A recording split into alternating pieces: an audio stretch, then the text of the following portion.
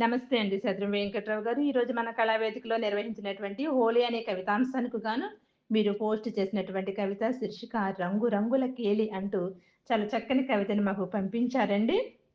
దేశమంతటా వాడవాడలా ఊరూరా చిన్న, పెద్ద, ఆడ, మగ అందరూ ఉల్లాసంగా, ఉత్సాహంగా, కేరింతలతో ముచ్చటగా చిందులేస్తూ రంగులు పైపై చల్లుకుంటూ ఆనందంగా ఆనంద సాగరంలో తేలిపోతూ జరుపుకుంటారు ఈ హోలీ పండుగ.